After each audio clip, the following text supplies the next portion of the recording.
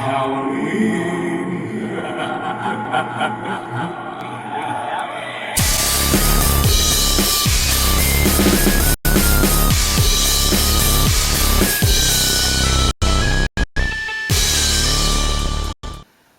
Brewers, and welcome to this Halloween special episode, which is the taste test of that pumpkin ale I brewed in episode 16. As you can see, I've decorated the set for the occasion, and well, let's get the bottle. Here it is. Now, pumpkin basket I borrowed from my daughter. So, alright, here it is. Let's talk about the technical stuff.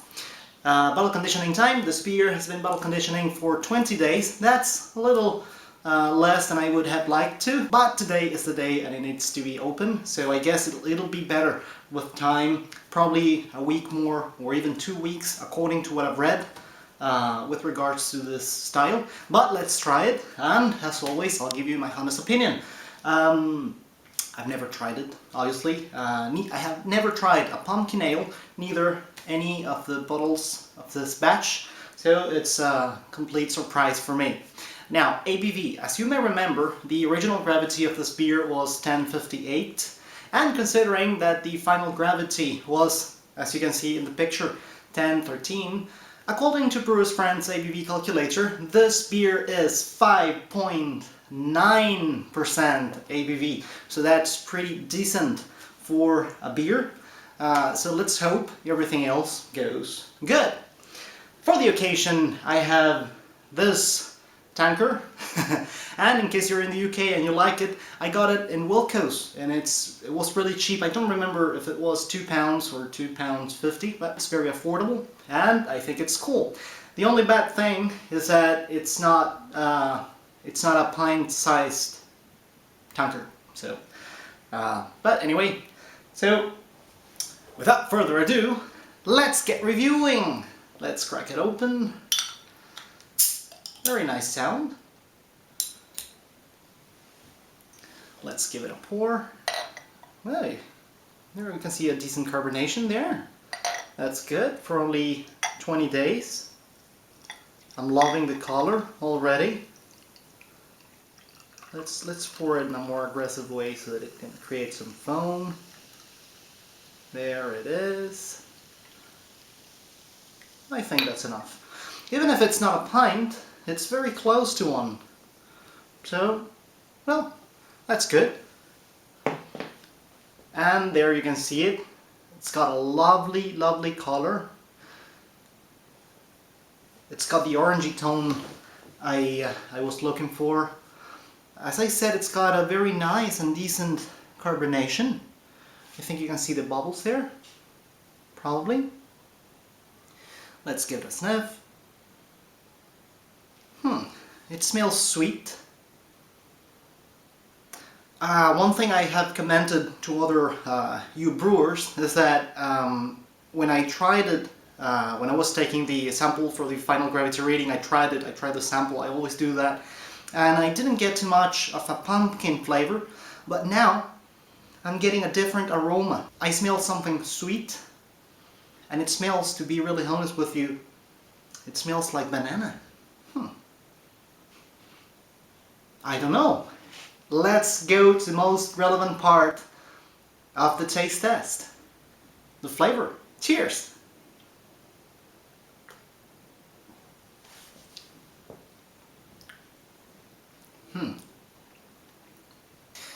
Yeah, as I was saying,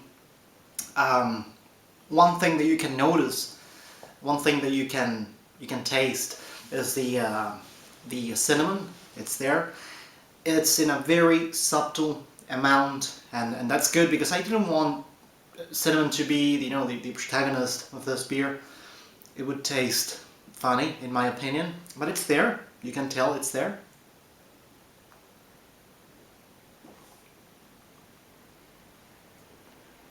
And it's a sweet beer. It's a sweet beer.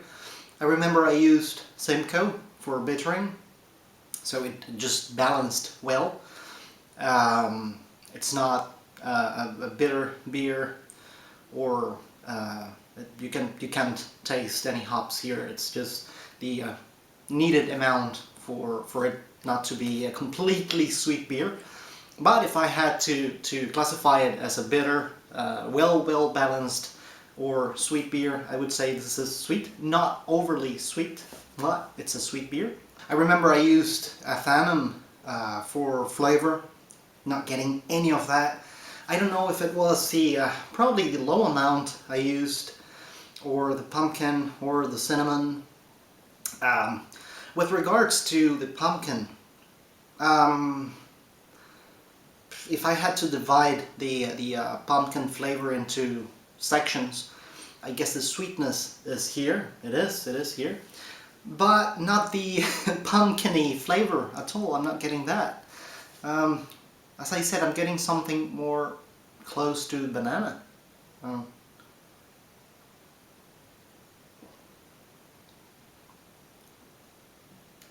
Yeah, no pumpkin taste here.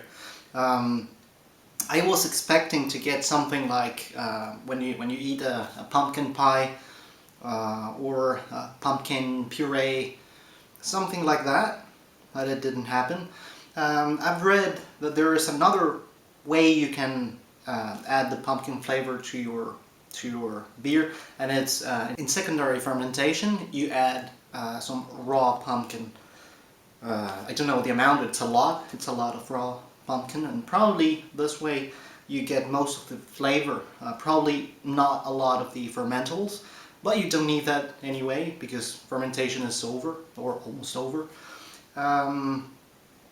In terms of a beer, in terms of the quality of this beer, I would say it's a good beer. It's certainly not one of my best brews, only because I don't find it explosive and overly interesting or fantastic, but it's certainly better than any commercial beer. So if I had to choose between this and Heineken, well, obviously this one. And if I had to compare this with commercial beer, a mass-produced beer, then I would say this is extremely good.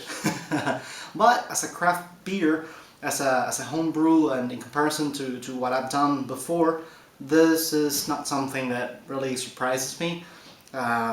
But it has allowed me to control the proportions of cinnamon. Oh, by the way, cloves. I went easy on the cloves on this one because I didn't want them, as just like with the cinnamon, I didn't want them to be fully present there. I can't taste any cloves, so probably I could add them. I could add some more of them with the fear that they would be the only flavor in the beer. As for the cinnamon, personally, I like a lot the cinnamon. I didn't want cinnamon to be, the number one ingredient, number one flavor here. So if you like cinnamon, if you want to have that taste, go and use my proportion. It's very good.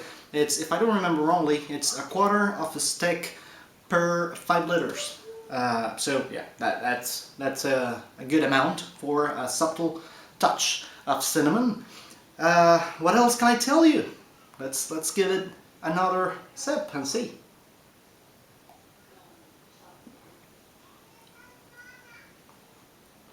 It's a very good beer.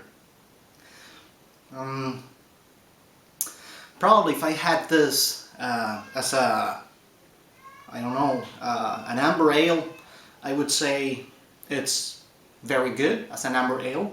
As a pumpkin ale, I'm sorry, this is not a success for me. I guess I'll have to increase the amount of pumpkin next time, next year, or add them in secondary, as I told you, or probably use canned pumpkin, which I didn't want to because I wanted, to be more present in the preparation of the beer. So that's it. It's a nice brew, and I'll be drinking this tonight. I sent one of these bottles to Jake from Jake's Craft Brewing. He was the winner of the 100 subscribers competition. So hereby I tell you, I'm sorry, mate. I really wanted to send you something representative of my brewing, and this is only a good beer. It's not the best thing I've done, but I promise I'll send you one of the good ones. I promise I'll send you one. So this is it for this week. I hope you had some fun, as much as I did. As I always say, the worst thing that can happen when you're home brewing is that you end up with good beer, even if that doesn't meet your initial expectations. If you like what you see, like, and don't forget to subscribe.